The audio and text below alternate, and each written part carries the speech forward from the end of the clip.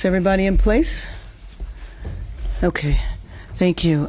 Good evening, everyone. I wanted to let the city know that I have declared a local emergency and issued a curfew for downtown Los Angeles to stop the vandalism, to stop the looting. Many businesses have now been affected by or vandalized.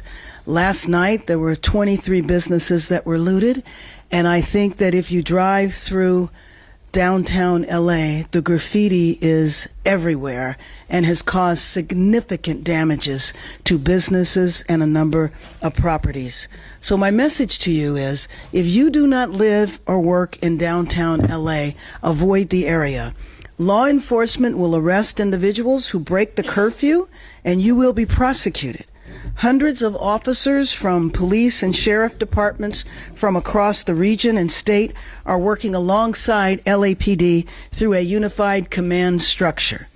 The curfew will be in place tonight from 8 p.m. until 6 a.m. I want to thank the governor for his partnership, and especially thank our state and local leaders and deputies, officers and deputies who are working tirelessly.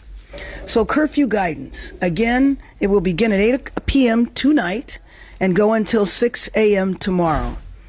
I will consult with elected leaders and law enforcement officials tomorrow on the continuation of the curfew, but we certainly expect for it to last for several days. The curfew area will be between the 5 freeway and to the 110 and the 10 freeway to where the 110 freeway and 5 freeway merge. You look at the map and you can see that the city of Los Angeles is a massive area, 502 square miles. The area of downtown where the curfew will take place is 1 square mile. I think it is important to point this out, not to minimize the vandalism and violence that has taken place there. It has been significant, but it is extremely important to know that what is happening in this 1 square mile is not affecting the city. Some of the imagery of the protests and the violence gives the appearance as though this is a citywide crisis, and it is not. So everyone must abide by this curfew. Limited exceptions will apply for residents, people traveling to and from work, and credentialed media representatives. With that, I would like to turn it over to Chief Jim McDonnell. Thank you, Mayor Bass. Good afternoon, everyone. As the mayor stated, a curfew for the impacted area as shown here will go into effect tonight. And I want to be absolutely clear that if you're within that designated curfew zone between the hours of 8 p.m. and 6 a.m. And are not exempt under the order, you're going to be subject to arrest. The curfew boundaries are as follows: from the 5 freeway to the 110 freeway, and from the 10 freeway to the point where the 110 and the 5 merge. Easier to look at it on that map for description. The curfew is necessary, a necessary measure to protect lives and safeguard property following several consecutive days of growing unrest throughout the city. Since Saturday, we've seen a concerning escalation in unlawful and dangerous behavior. On Saturday, LAPD officers made 27 arrests. On Sunday, that number rose to 40. By Monday, arrests totaled 114, and today alone, we've made 197 arrests. The recent days, it's been as a part of a unified command with our partner agencies who've responded through mutual aid compact and been very, very helpful to us, and we're very thankful for that participation. Of those I mentioned for today, 130 were arrested near Commercial and Alameda. An additional 67 were taken into custody after unlawfully occupying the 101 freeway near Commercial Street. Our CHP partners were instrumental in that. So again, let me be clear that this behavior, blocking freeways, city streets, and on-ramps, refusing to comply with lawful dispersal orders, and interfering with public safety operations is dangerous, unlawful, and won't be tolerated. If you are in the curfew zone during the restricted hours without that legal exemption, you will be arrested. If you assault an officer in any fashion, you will be arrested. We're operating under a unified command with our partners at the Los Angeles City Fire Department, the Los Angeles County Sheriff's Department, the California Highway Patrol. We're fully coordinated, and our shared mission is clear: to restore peace and ensure the safety of everyone in our city. We previously mobilized part of our department at LAPD while keeping our ability to be able to provide the services that our community deserves going. We're going to be adding to that deployment with additional internal LAPD resources in the days ahead. The curfew does not apply to residents within the designated area, individuals experiencing homelessness, credentialed media, or public safety and emergency personnel. To be clear again, that's not about silencing voices or suppressing lawful protest. When that expression crosses into unlawful conduct, when lives are put at risk, and when our city's safety is compromised, we must act, and we will act. We urge all Angelenos to cooperate with these public safety measures. Our shared goal is to protect our communities and return to a state of calm and safety for everyone. Thank you. Mayor. Let me introduce now the councilwoman who represents the majority of the district, Councilwoman Isabel Harato. Thank you. Thank you, Mayor. I'm here today not just as the council member who represents downtown LA, but as its advocate who deeply loves and believes in this community. The history of Los Angeles began right here in downtown, where 200 years later, the grouping of historic neighborhoods remains the beating heart of our city, a place with rich culture and deep community.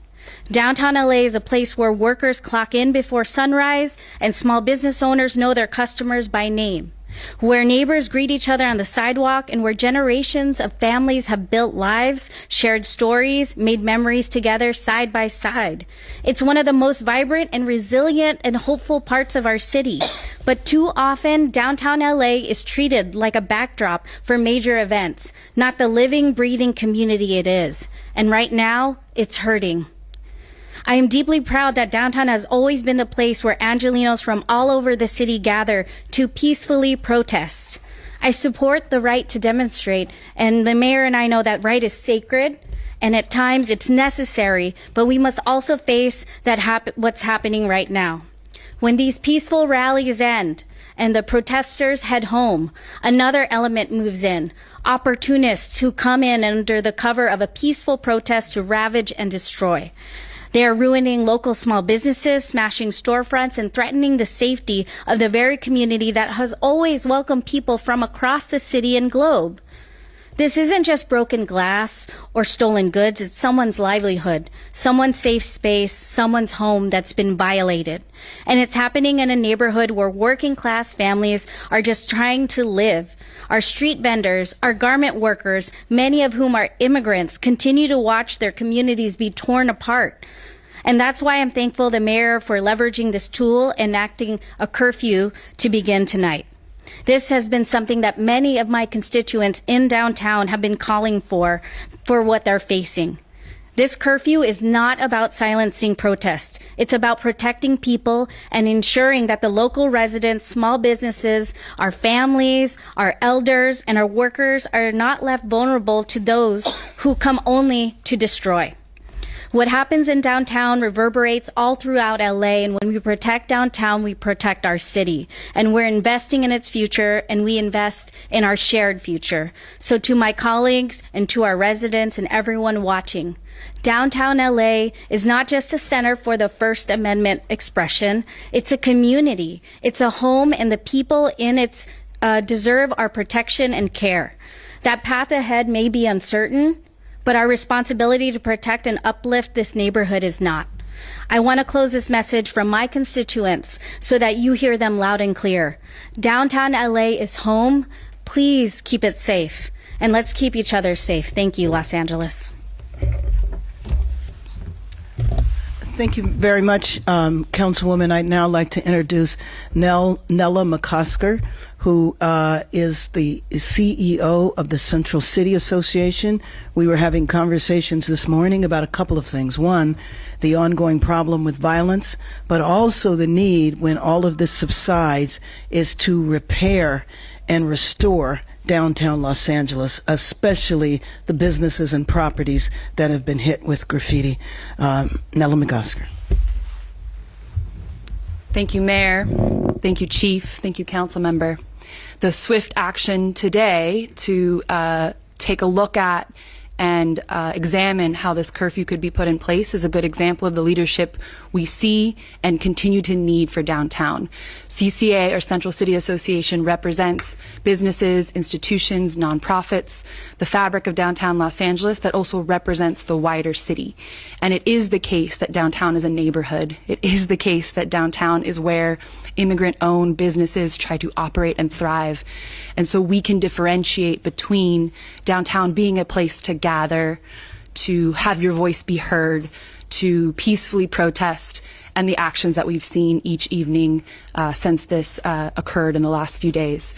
So thank you for applying this tool. There are others certainly that we could look at as well, but hopefully Angelenos rally together in support of this really important section of our city because of the symbol and of the benefits it provides to everyone across Los Angeles. Thank you. I'd like to open up for questions, but before I acknowledge Dr. Earl Suthers, who is the president of the Los Angeles Police Commission, let me just say also that we did not hear about any raids that took place today. The problem is that we don't know how long these raids are going to go on. If they're going to go on for 30 days, that's what the rumor is. And if we want to see our city peaceful again, I will call upon the administration one more time to end the raids. With that, let's open it up for questions. I have a question for Mayor Bass and for Councilmember Jurado.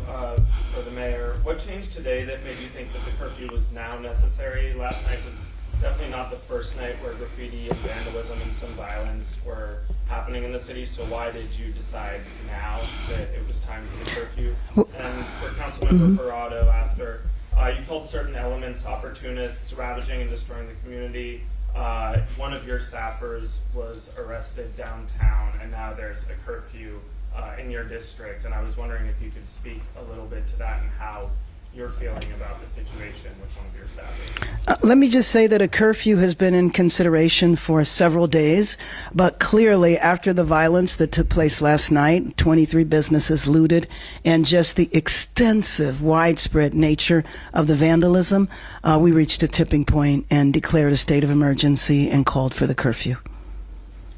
Oh, I'm sorry. Thank you for that question. Yes, I'm aware of what's happened to my staff member. They're on unpaid leave right now. I hold my staff to the highest standards while I wait to see due process, and so we'll see the outcome of that. But I see that as separate and apart from a reaction to what our constituents want in the city and how this type of opportunism has escalated between yesterday and the day before. And, you know, frankly, I admit my humility here and my beginnerness in that I'm new to downtown, but our downtown stakeholders have seen this multiple times over and had to basically develop their own strategies. And they saw the warning signs of how this could get worse. And they knew from past experiences that curfews have been ways in order to stem this and to calm the city once again. And it's but one tool that we can execute at this time. Yeah, Mayor Bass, I know that you were referencing that there have been 23 businesses that have now been damaged, broken into, looted. Looking at videos of the Apple Store and Adidas. Any sort of estimate of the cost of damage at this point with all this vandalism? And also, what is the latest on the Marines arriving here? And has there been anything else about what their mission will be? So there is not a financial estimate right now, unless Nella has one. In the case of, do you want to? It's millions. In the case of some of the larger, retail stores, it's in the millions. But I don't know of the 23 what the total is. And I think it's really hard to estimate the vandalism from the graffiti. It's just widespread. I know that you have seen it. And as far as the Marines arriving? Oh, I'm sorry. You did ask that question. Who knows? I mean, I don't know if you know, Chief. I mean, the bottom line is that we're not told. Basically, we have to operate on rumors. So rumor has it that there's 700 Marines that are going to come here. I have no idea what they would do when they would get here. Right now, we have 100 National Guard whose sole mission is to protect the federal building down